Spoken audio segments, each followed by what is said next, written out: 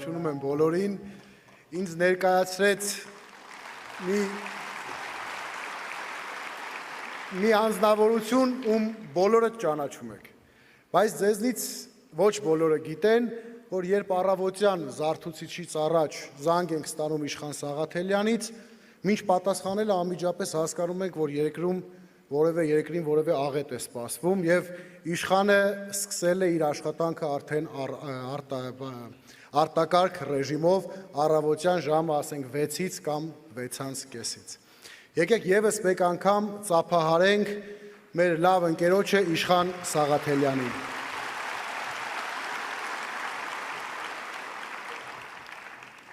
Մեծարգո նախագահ, հարգելի գործընկերներ, կուսակիցներ, հյուրեր, պետությունը որպես մեկ ամբողջություն բաղկացած է կենսական օրգան համակարգերից, որոնք էլ ապահովում են պետության բնականոն կյանքը։ Այդ համակարգերից են համայնքը, ընտանիքը, մարդը։ Թվում է, որ ցանկացած իշխանություն պիտի գիտակցի այս պարզ տրամաբանությունը եւ մարդուն որպես ժողովրդավար պետության գլխավոր արժեքի տա հնարավորություն ունենալ արժեքահենք ընտանիք, որն էլ իր հերթին պիտի ձևավորի պետականաշեն համայնք։ Մեր պատկերացումները հաճախ կարելի է առավելապաշտական համարել, քանի որ վերջին տարիներին իմ ներկայացրած մոդելը այսօրվա իրականության հետ պարզապես աղերս չունի։ Առաջ Աչակենտրոն կուսակցությունը ստեղծվել հենց այս նպատակների իրականացման եւ կյանքի կոչման համար։ Այս իշխանության թիրախը ազգային արժեքներն են ու բարոյականությունը, իսկ միակ նպատակը ցանկացած գնով վերարտադրվելը։ Մեր կողմից ոչինչ չանելը կդիտվեր կամ որպես համաձայնություն, կամ անտարբերության դրսևորում, ինչը պակաս դավաճանական մոտեցում չէ։ Այդ պատճառով ինստինկտիվ եւ ժամանակի պահանջից ծնվեց այս քաղաքական միավորը, որն իր շուրջը սկսեց համախմբել նրանց, ում համար հեշտ ճանապարհները գրավիչ չեն, ովքեր պատրաստ եւ ունակ են անել առավելագույնը ազգային արժեքների պահպանման եւ մեր ինքնության համար։ Այսօրվա իշխանությունների կողմից վերը նշված վերարտադրությանն են ուղղված համայնքների որպես փոխում ներկայացվող, բայց իրականում համայնքը զուտ տարածք դիտարկելը։ Վարչատարածքային բաժանման հիմքում դադարել է գոյություն ունենալ համայնքի շահը։ Միայն մեկ տրամաբանություն ունեն՝ խոշորացնել այնպես ու այնքան, որ հնարավոր լինի իրենց սրտի համայնքապետի ընտրությունը։ Իսկ զարգացման անհամաչափությունը ուղղակի աչք է ծակում։ Երևանը որպես մայրաքաղաք եւ պետության սիրտ բնականաբար ավելի բարենպաստ պայմաններ ունի ներդրումների համար, բայց պետության իրական ֆունկցիան պետք է լինի համաչափության ապահովումը, բոլոր համայնքներում ներդրումային հավասար հնարավորություններ ստեղծելով։ Հակառակ դեպքում մենք կունենանք թերաճ եւ գաճաճ օրգանիզմ, մեծ ու առողջ սիրտ, բայց առանց կենսական այլ օրգանների։ Եվ այս խնդրի լուծումը մեր գլխավոր անելիքներից է լինելու։ Փաստ է, քաղաքաբնակ մարդու կենսապահովման հիմնական աղբյուրը գյուղն է եւ իր հողից բարիք ստացող գյուղացին։ Հայ իրականության մեջ գյուղի հոգսն ու դժվարությունները հասկանալ ու կիսել պետք է պետական գերատեսչությունների կողմից, բայց այս իշխանությունների ֆեոդալացված մոտեցմամբ այդ գերատեսչությունները փակվեցին, ուղերձ տալով, որ առաջնահերթություններում չկա գյուղն ու գյուղացին, սա կիսափակ սահմաններով երկրի համար կարող է դառնալ պարենային անվտանգության լրջագույն սպառնալիք։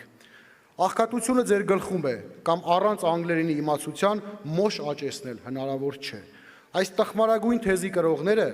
ունենալով պետականաքանդ եւ այլոց շահերին ծառայելու միտում, գյուղական համայնքներում կրկին փորձում են ասֆալտով ու մանկապարտեզով քվե գողանալ։ Իսկ իրականում այդ գյուղերը դատարկվում են ոչ թե այն պատճառով, որ ճանապարհները վատն են կամ մանկապարտեզ չկար, այլ այն պատճառով, որ այդ ճանապարհներով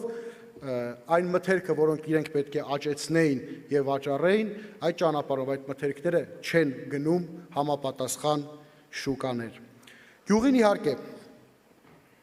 անհրաժեշտ է մանկապարտեզ, բայց եթե գյուղացին չունի ապրանքի իրացման մթերակայան, վաճառքի աջակցման պետական ծրագիր չկա, նա լքելու է եւ գյուղը, եւ համայնքը, եւ այդ ասֆալտապատ ճանապարհով այլևս ոչ մեկը մանկապարտեզ չի գնալու։ Այս համատեքստում, որպեսզի խոսքս չվերածվի բողոքի, ունենք նաև լուծման մեր առաջարկները։ Իշխանափոխությունից հետո անհապաղ պետք է վերանայվի համայնքների խոշորացման անտրամաբանական ընթացքը։ Վարչատարածքային բաժանման համար ելակետային պետք է դառնա համայնքի եւ գյուղացու շահը։ Ոչ թե հենց վաղաշաբաթի օրինակով միացնել վերջին պահին այնքան գյուղական համայնք, որ իրենց սրտի քպեական թեկնածուն դառնա համայնքապետ։ Այս սարատավոր շրջապտույտը անհրաժեշտ է կասեցնել անհապաղ։ Ջերմոցային տնտեսությունները չպետք է դիտարկվեն տուրքերի եւ վճարների գանձման ցանկալի մատերիալ, այլ պետք է ստանան պետական աջակցություն, ռոռոկման համակարգերի թարմացումից մինչև ապրանքների իրացման նոր շուկաների ստեղծում։ Սա է պոպուլիզմի եւ գործնական կառավարման տարբերությունը։ Այս համատեքստում եւս մեծ անելիքներ ունենք։ Որպես ծնունդով էջմիածնեցի, դեռ մանկուց իմ առավոտները սկսվել են եկեղեցիների զանգերի ներքո։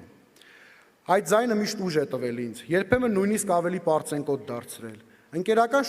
շփումներում այն հաճախ ներկայացրել եմ որպես իմ առավելություններից մեկը, մի կարևոր ազդեցություն, որը ձևավորել է իմ հոգեկերտվածքը։ Նույնիսկ ամենահոռետեսական երազներում դժվար էր պատկերացնել, որ կգա մի ժամանակ, երբ ստիպված կլինենք հենց Հայաստանի իշխանություններից պաշտպանել հայ ինքնության հիմնական հենասյուներից մեկը՝ հայ առաքելական եկեղեցին։ Այստեղ եւս մեր անելիքը հստակ է՝ եկեղեցու սահմանադրական իրավունքի վերականգնում։ Պետությունը որպես ժողովրդի առաջնահերթությունները ձևավորող ուժ պարտավոր է եկեղեցու նկատմամբ երբեմնի հարգանքը դարձնել նորից արժևորված ու տարածված։ Երբ ապազգային իշխանությունները քրեական գործեր էին հարուցում մեր առաջնորդի, մեր պայքարի ընկերների նկատմամբ, մեր բարեկամներն ու հարազատները հայտնվում են հետապնդումների թիրախում, իհարկե դա անազնիվ էր, բայց քաղաքական։ Իսկ հիմա թիրախում մեր գոյությունն է, եւ հետեւաբար սա ոչ թե զուտ քաղաքական, այլ գոյաբանական պայքար է, եւ այս պայքարում մենք պարզապես ձախողելու իրավունք չունենք։ Ուրեմն, իգործ դեպի մեր երազանքների հզոր ու երբեմնի հաղթական Հայաստանի վերակառուցումը։ Մեր գործն արդար է եւ Աստծո օրհնությամբ պիտի հասցնենք ավարտին։ Առաջ, սիրելի ընկերներ։